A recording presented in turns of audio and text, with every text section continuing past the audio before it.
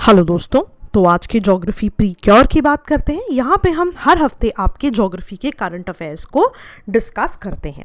Now अगर आप सबसे पहली न्यूज़ देखो, हरिकेन हाना जो है टेक्सास से एसोसिएटेड है, बहुत ज़्यादा न्यूज़ में रहा है। Now when such things are in news, कुछ एडिशनल कॉन्सेप्ट्स हैं जो आपको डेफिनेटली पता होने चाहिए अपने प्रीलिम्स के लिए। एक तो कॉन्सेप्ट ये है कि इस तरह के साइक्लोन्स को डिफरेंट रीजन्स में क्या कहते हैं ना। ये क्वेश्चन ऑलरेडी यूपीएससी में पूछा जा चुका है, राइट। मैच द फॉलोइंग में कि किस तरह कौन से रीजन में इनको क्या कहा जाता है। अगर आप और भी एग्जाम्स देखो, सीएपीएफ, एफकैट, उनमें भी एक क्वेश्चन रिपीटेडली पूछा गया। अगर आप देखो, North Atlantic and Eastern Pacific में हरिकेन्स कहते हैं, right. Northern Atlantic and Eastern Pacific, they are called your hurricanes. Again South east Asia और चाइना के रीजन्स में इसे टाइफून्स कहते हैं, राइट। तो ये पूरे रीजन्स हैं आपके जिन्हें टाइफून्स कहते हैं, राइट। चाइना का region and south east Asia. Then जो south west Pacific and Indian Ocean region है, right, specifically Indian Ocean region, उसके लिए क्या है ये साइक्लोन्स। तभी आप देखते हो जब भी इंडिया के कॉन्टेक्स्ट में बात होगी हमेशा ही आप कहते हो साइक्लोन्स। कभी भी आपने देखा इंडिया में खाओ हरिकेन्स आ गए या टाइफून्स आ गए, नहीं, राइट। तो ये मैप जो है आपकी क्लैरिटी के लिए दिया है मैंने, सो दैट आप इसको याद ना करें बल आपके दिमाग में इसकी एक पिक्चर भी बैठ जाए। Now this another thing that I wanted to know is कि नेमिंग अराउंड द वर्ल्ड किस तरह से होती है साइक्लोन्स की। नाउ यहाँ पे एक चीज़ याद रखिए कि मैंने पहले भी ये शायद आपको बताया हुआ है कि मेंस में क्वेश्चन आया हुआ था एक बार कि all of the world naming कैसे होती है, right, and people only ended up writing about the India का पार्ट। तो कभी भी आप इसको पढ़ें तो इसको बाकी जगहों का भी ध्यान से पढ़ लें कि किस तरह से नेमिंग होती है। तो वर्ल्ड वाइड जो है 6 रीजनल स्पेशलाइज्ड मेट्रोलॉजिकल सेंटर्स हैं और 5 regional tropical cyclone warning centres हैं, जिनमें बेसिकली जो कि रिस्पॉन्सिबल है कि ट्रॉपिकल साइक्लोन्स की नेमिंग और ट्रॉपिकल साइक्लोन्स के अगेंस्ट एडवाइजरीज है ना, कि किस तरह से साइक्लोन्स आ रहे हैं, कब आ रहे हैं, कुछ इस तरह की चीज़ें बताने के लिए ये 2 तरह के इंस्टीट्यूशंस हैं जो कि काम करते हैं। अगर मैं स्पेसिफिकली आपको इंडियन ओशन के लिए बताऊं तो जैसा कि मैंने आपको बताया कि 6 रीजनल स्पेशलाइज्ड मेट्रोलॉजिकल सेंटर्स हैं और 5 regional tropic cyclone warning centres हैं ना। ये जो मैंने 6 रीजनल स्पेशलाइज्ड मेट्रोलॉजिकल सेंटर्स बताए हैं, इनमें से एक सेंटर है आपका IMD, इंडिया का मेट्रोलॉजिकल डिपार्टमेंट। अब जितने भी वर्ल्ड में इंडियन ओशन के जितने भी ट्रॉपिकल साइक्लोन्स हैं, राइट, उससे ये एसोसिएटेड है।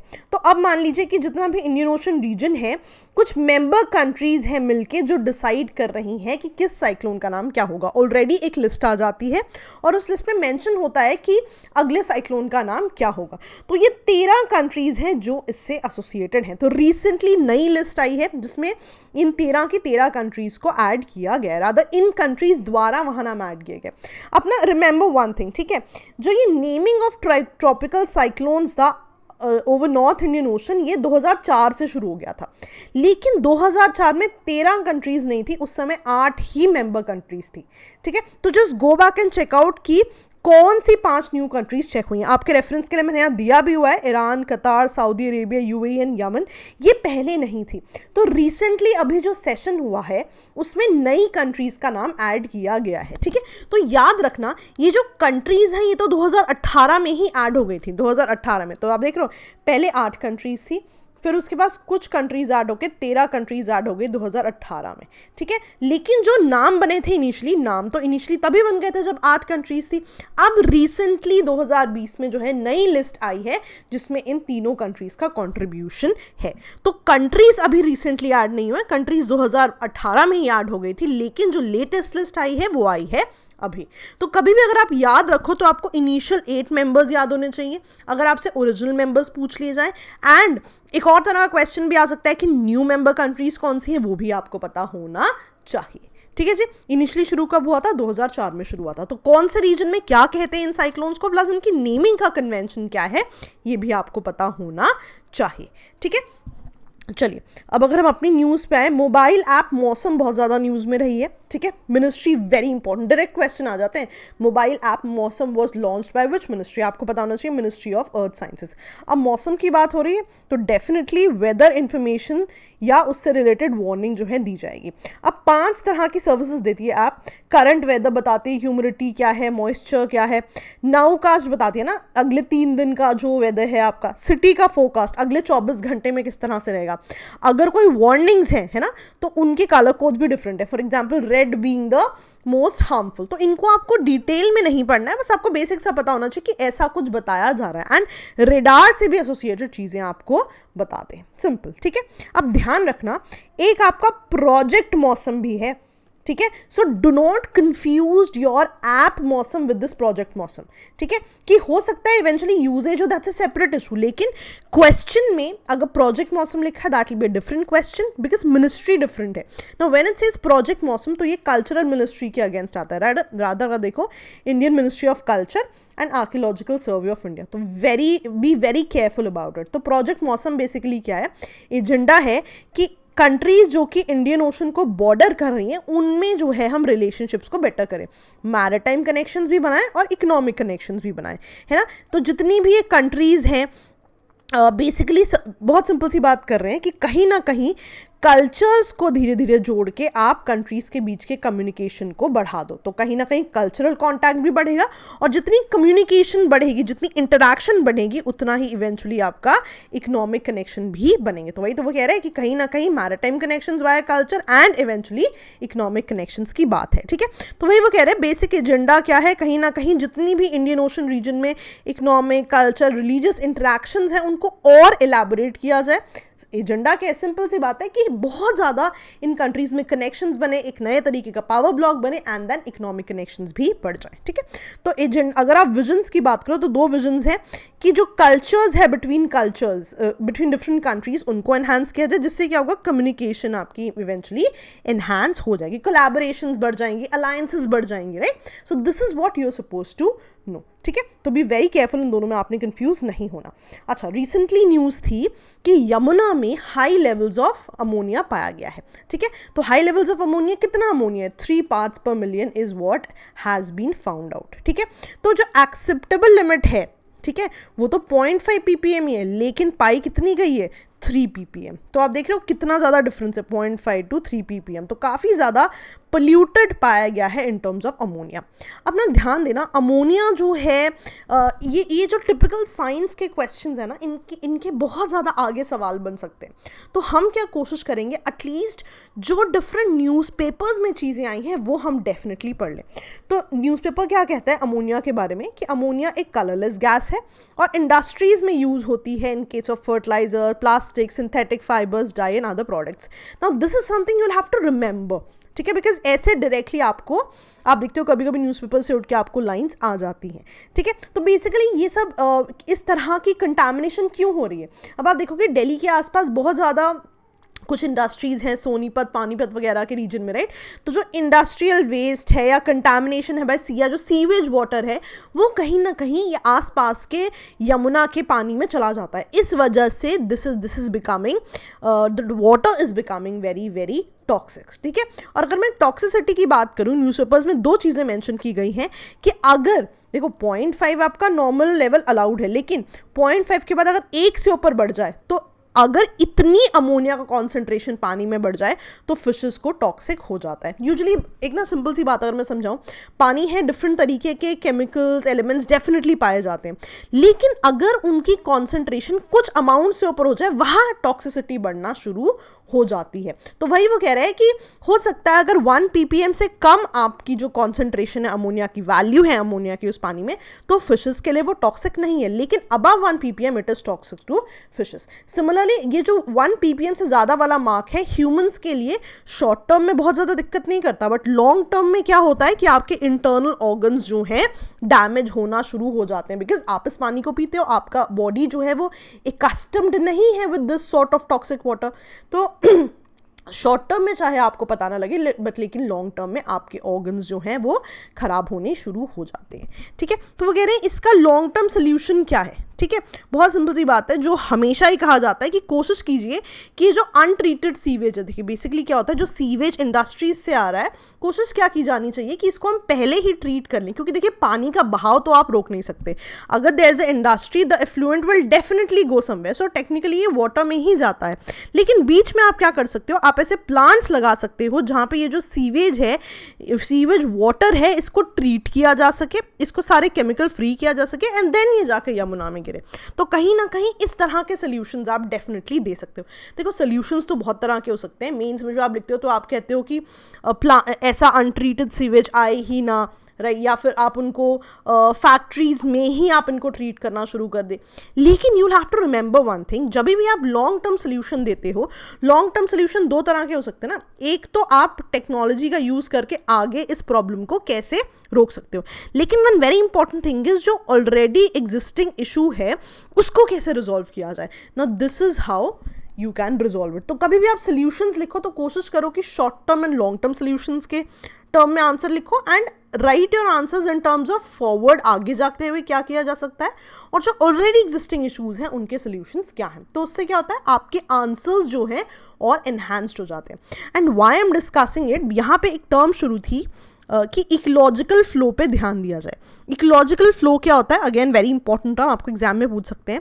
मिनिमम अमाउंट ऑफ वाटर है जो इस तरह से फ्लो करे कि अपने आप रेगुलेशंस हो जाए कि किस तरह का पानी में क्लीनिंग होनी चाहिए, या whatever has to be done, self regulation हो। होता क्या है कि even a lot of water comes in, a lot of toxicity comes in, तो उन्हें हैंडल करना मुश्किल हो जाता है। लेकिन अगर स्टैंडर्ड इकोलॉजिकल फ्लो चलता रहे जिस तरह से चल रहा है, तो कहीं ना कहीं ये जितना भी मुद्दा है ये सेल्फ रेगुलेट कर लेते हैं खुद को। तो ये चीज़ बहुत ज़्यादा इंपॉर्टेंट है कि जो सस्टेनेबल मिनिमल फ्लो है उस पर हम ध्यान दें, जो स्टैंडर्ड है, जो कहीं ना कहीं अपने आप चीज़ें रिप्लेनिश हो सकती हैं। ठीक है, तो इस पर हमेशा ध्यान देना ज़रूरी है। तो ये एक इंपॉर्टेंट टर्म है जो कि आप को प्री में पूछी जा सकती है, एंड आप इसे एज वे फॉरवर्ड मेंस में भी कोट कर सकते हो। तो just because of this particular term मैंने आपको न्यूज़पेपर का ये पूरा आर्टिकल डिस्कस कर दिया। नाउ एक ग्रीन एजी प्रोजेक्ट है, ठीक है। ग्रीन एजी प्रोजेक्ट जो है रिसेंटली मिजोरम में शुरू किया गया है, जिसका एजेंडा क्या है, एग्रीकल्चर से जितने भी एमिशंस हैं उनको रोका जाए और कहीं ना कहीं एग्रीकल्चर को सस्टेनेबल भी बनाया जाए। ठीक है, इंपॉर्टेंट चीज़ क्या है, ये जो प्रोजेक्ट है ये ग्लोबल एनवायरनमेंट फैसिलिटी के साथ मिलकर मनाया जा रहा है, राइट। तो ये पूरा का पूरा प्रोजेक्ट जो है मिजोरम में इसकी शुरुआत है, लेकिन बाकी भी कुछ स्टेट्स हैं जहाँ पे इसको इवेंचुअली शुरू किया जाएगा। तो कहीं ना कहीं ये जो आपके फार्मिंग भरे लैंड्स हैं, एग्रीकल्चर के लिए लैंड्स हैं, इनको बेटर मैनेज करने की बात है। अगर मैं आपको और थोड़ा टिपिकल शब्दों में बताऊँ तो sustainable land and water management है कि जिस भी लैंड पे आप एग्रीकल्चर कर रहे हो उसके नीचे ग्राउंड वाटर है या उसकी जो लिए आप पानी यूज़ कर रहे हो उसको भी बेटर तरीके से मैनेज किया जाए। ना किस तरह से मैनेज किया जाएगा, क्या मैकेनिज्म्स होंगे, इसके बारे में बहुत ज़्यादा न्यूज़ नहीं है।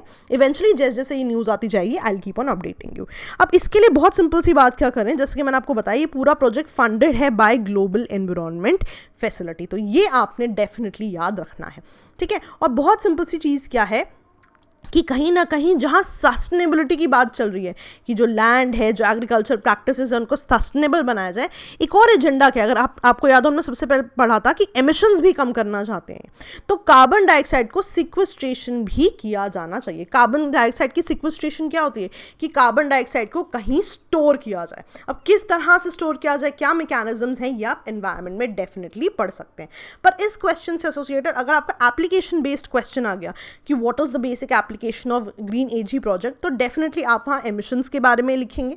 ठीक है, हो सकता है प्री में आपको आ जाए तो एमिशंस, कार्बन डाइऑक्साइड सिक्वेस्ट्रेशन, या सस्टेनेबल लैंड यूज, या सस्टेनेबल एग्रीकल्चर प्रैक्टिसेस, कोई भी ऑप्शन आपका आ जाए अब आपको एंटायरली पता है एंड आप उसको आंसर कर सकते हैं ना। वन वेरी इंपॉर्टेंट थिंग, अभी क्योंकि मिजोरम में शुरू हुआ है तो दो ऐसी रीजन है जो आपको पता होना चाहिए, इसमें डाम्पा टाइगर रिजर्व भी इंक्लूडेड है। ठीक है, एंड थोरांगलैंड वाइल्ड लाइफ सेंचुरी भी इंक्लूडेड है। मैंने आपको कई बार डाम्पा की जो लोकेशन है वो दिखाई है, मेक श्योर आपको वो लोकेशन याद हो, बिकॉज आपको कभी कभी डायरेक्टली स्टेट्स भी मैच करने को आ जाते हैं and right to right, left to right भी अरेंज करने को आ जाते हैं। ठीक है जी, चलिए। एक पोर्ट लुइस बहुत ज़्यादा न्यूज़ में था, ठीक है, मॉरिशस में, कि इंडिया की मदद से वहाँ पे न्यू सुप्रीम कोर्ट जो है बिल्ड किया गया है, राइट, इंडिया की ग्रांट जो है वहाँ से। अब अगर आप देखो इंडिया, तो यहाँ पे कहीं मॉरिशस है। ठीक है, तो कभी कभी आपको ना ऐसे north to south, south to north भी दे देते हैं, सो आपको पता होना चाहिए। सॉरी, दिस इज मॉरिशस, ये आपका चेगोस आइलैंड है। तो कभी कभी north to south, south to north भी दे देते हैं, तो आपको ये चारों पता होना चाहिए, मालदीव्स, चेगोस, सेशल्स एंड मॉरिशस। तो कहीं अगर आपको सीक्वेंस में अरेंज करने को आ जाए या फिर ऐसा सवाल आ जाए कि ये कौन से ओशन में लाई करते हैं, तो वो भी आपको आंसर आना चाहिए। तो मॉरिशस में there is something called Port Louis, ठीक है, पोर्ट लुई भी कहा जाता है। ठीक है, तो इससे एसोसिएटेड है। तो डायरेक्ट क्वेश्चन आ सकता है कि पोर्ट लुई कौन सी कंट्री से एसोसिएटेड है, मैच द फॉलोइंग में क्वेश्चंस आ जाते हैं। तो ये भी मैप बेस्ड चीज़ें हैं जो आपको आनी चाहिए। अब अगर आप अपनी न्यूज़ पे जाएं, एरियल सीडिंग बहुत ज़्यादा न्यूज़ में है because of Haryana. Aerial seeding क्या होता है? एरियल क्या होता है? Associated with air. तो मान लीजिए नीचे आपका फार्मिंग का लैंड है और ऊपर एक ड्रोन या छोटे छोटे हेलीकॉप्टर या जेट से जो है ये स्प्रे करते हैं नीचे की तरफ। अब क्या स्प्रे करते हैं? ठीक है, एक पूरे बंडल्स बने होते हैं, बॉल्स जैसे सीड के बॉल्स होते हैं या सीड के पेलेट्स होते हैं। पेलेट्स क्या होता है? बॉल्स जैसे स्ट्रक्चर्स बनाए होते हैं। अब ऐसा नहीं है कि सीड डायरेक्टली फेंक रहे हैं, मुश्किल है, सीड तो इतने छोटे छोटे हैं, डायरेक्टली अगर उनको स्प्रे करेंगे वो तो उड़ जाएंगे, राइट। इसीलिए इन सीड्स को पहले ट्रीट किया जाता है, इसमें मेन्योर या बहुत सारी चीज़ें ऐड की जाती हैं ताकि जब आप इनको इस पर्टिकुलर फार्म्स पे स्प्रे करो तो ये अपने आप जो है ज़मीन में नीचे नीचे की तरफ जाने लगते हैं एंड ये इवेंचुअली यहाँ पे चीज़ें ग्रो होनी शुरू हो जाती हैं। Now the best part is कि एक बार अपन सीड्स को स्प्रे कर देते हो तो ये इस तरह से इनको ट्रीट किया होता है, इस तरह से यहाँ पे खाद या बाकी सामान इसमें ऐड किया गया होता है कि इसको बार बार प्लो करने की या बार बार पानी देने की ज़रूरत नहीं होती है। They are self sufficient. ठीक है, वही बात वो कर रहे हैं कि हरियाणा गवर्नमेंट एरियल सीडिंग को यूज़ कर रही है इन द अरावली एरिया। तो एरियल सीडिंग में वो कह रहे हैं सीड बॉल्स होती हैं, सीड पेलेट्स होते हैं, उनको आप स्प्रे करते हो वाया ड्रोन्स या कोई छोटे छोटे जेट से भी कर सकते हो। Now the best part of इसका इज कि एक बार अगर सीड बॉल्स को डिस्पर्स कर दिया गया, ठीक है, बार बार इस पे ध्यान नहीं देना पड़ता है क्योंकि ऑलरेडी इसको इस तरह से ऐसे मिक्सचर से ट्रीट किया जाता है जिससे इसको न्यूट्रिएंट्स भी मिले। ठीक है, और ये इस तरह के होते हैं कि ऐसा नहीं है कि बर्ड्स आ गए तो उन्हें खा लिया। तो बेसिकली जो आप प्लोइंग कर रहे हो या बाकी टिलिंग कर रहे हो, बेसिक एजेंडा क्या है कि कहीं ना कहीं मैक्सिमम न्यूट्रिएंट्स मिले, वीड से आपकी फसल को कोई फर्क ना पड़े। तो यहाँ पे क्या करते हैं कि ऑलरेडी सीड्स को इस मिक्सचर में डाल के भेजते हैं, राइट, स्प्रे करते हैं कि कहीं ना कहीं ये पूरा मैकेनिज्म जो है अपने आप होता रहे। लेकिन अब इसमें एक चीज़ का ध्यान रखना है कि ये नहीं है कि जो सीड मर्जी आए वहाँ पे डाल दिया। जो भी सीड्स उस एरिया के नेटिव हैं, जो उस ज़मीन में सही से उग सकते हैं और जो सही सीज़न है उन सीड्स का, उस समय डालना बहुत ज़्यादा ज़रूरी है।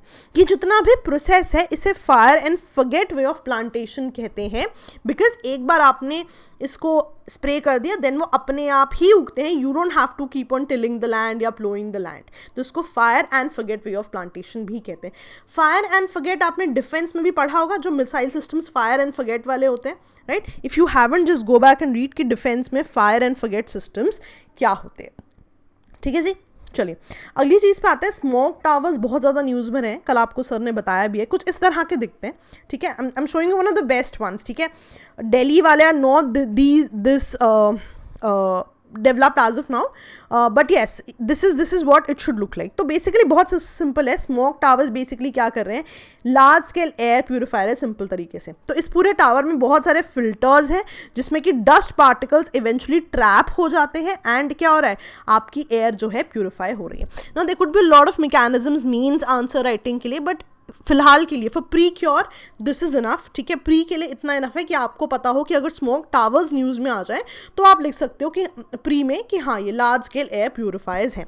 अब सबसे पहले क्या है, इंडिया में शुरू हुआ है? नहीं, 2015 में ये नीदरलैंड में शुरू हुआ था। ठीक है, और अगर मैं वर्ल्ड का लार्जेस्ट स्मोक टावर बताऊँ, ये भी फैक्चुअल डेटा है, वो चाइना में है, राइट। और जितना मान लीजिए व्हेन आई से द लार्जेस्ट, इस मीन्स कि मान लीजिए एक टावर है, ठीक है, अब अपने आसपास कितनी दूर तक ये एयर को प्यूरिफाई कर सकता है उसकी बात हो रही है। तो अगर हम चाइना की बात करें, टावर के आसपास की 6 किलोमीटर की विसिनिटी तक जो है ये जो है एयर को प्यूरिफाई कर सकता है। ठीक है, तो बेसिकली अभी तक जो अगर आप बात करो तो कहीं ना कहीं कोशिश है कि 1 किलोमीटर तक की डायरेक्शन में कहीं ना कहीं प्यूरिफिकेशन हो, बट इवेंचुअली जैसे जैसे और डिटेल्स आती जाएंगी we'll let you know. Also अगर आपने कल सर का वीडियो देखा है, सर ने काफ़ी डिटेल में से डिस्कस किया है, so I don't think I need to discuss again, but हाँ जो बेसिक पॉइंट्स इंपॉर्टेंट है at least these two this you should definitely remember. ठीक है जी, चलिए आगे बढ़ते हैं। नेशनल ट्रांजिट पास सिस्टम है, तो बहुत सिंपल है कि इंटर स्टेट और इंट्रा स्टेट, एक ही स्टेट में या एक स्टेट से दूसरी स्टेट में जब टिम्बो और बैम्बू का आप ट्रांसपोर्टेशन करोगे तो आपको एक परमिट की ज़रूरत पड़ेगी जिसे ट्रांजिट परमिट कहा जा रहा है। ठीक है, तो NTPS जो है, नेशनल ट्रांजिट परमिट सिस्टम जो है, एक ऑनलाइन सिस्टम है जहां पे ट्रांसपोर्टेशन ऑफ टिम्बर और बैम्बू के लिए ई पासेस दिए जाएंगे। ठीक है, e passes is what, electronic passes हैं, कोई हार्ड कॉपी की आपको पेपर पे ज़रूरत नहीं है, आपको ई पासेस मिल जाएंगे। फिलहाल टिम्बर और बैम्बू की ट्रांसपोर्टेशन के लिए मध्य प्रदेश और तेलंगाना में पासेस दिए जा रहे हैं।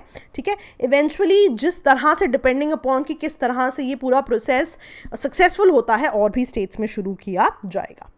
नेक्स्ट अगर आप न्यूज़ देखें तो Barakah nuclear energy plant was in news. ठीक है, यूएई से एसोसिएटेड है, तो जस्ट सो दैट आपको न्यूज़ में अगर ऐसे क्वेश्चंस आ जाते हैं या मान लीजिए प्री में मैच द फॉलोइंग में आ जाते हैं, आपको पता होना चाहिए। सो आपको पता है Saudi Arabia, Oman and UAE. So UAE में कहीं इस रीजन पे you have Barakah nuclear power plant. So if you get a question in pre regarding it, आप डेफिनेटली इनको कोड कर सकते हो। ठीक है जी, चलिए अगला है आपका अगाती आइलैंड। रिसेंटली एनजीटी ने, नेशनल ग्रीन ट्रिब्यूनल ने वहाँ पे स्टे लगाया है कि भाई जो कोकोनट ट्रीज हैं अगाती आइलैंड पे, उनको आप डेफिनेटली कट नहीं कर सकते। फिलहाल उस पर स्टे लग गया है। तो अगाती आइलैंड कहाँ है? लक्षद्वीप में है। तो कई बार बहुत बार मैंने आपको आइलैंड्स के भी मैप्स दिए हुए हैं, तो उसी में आप एक आइलैंड ऐड कर लीजिए कि केरला के लेफ्ट हैंड साइड पे जो ये अरेबियन सी वाला, जो लक्षद्वीप वाला पूरा रीजन है, यहाँ पे अगाती आइलैंड है। तो जितने भी आइलैंड्स हैं ना लक्षद्वीप से associated, they are very important, आपको याद होने चाहिए। Kavaratti, Amini and the other islands as well. तो अगाती अगर आपको न्यूज़ में आ जाए, अब आपको पता है कि ये लक्षद्वीप से एसोसिएटेड है। और अगर आपको सी पूछ लिया जाए, नाउ यू नो कि ये अरेबियन सी से भी एसोसिएटेड है।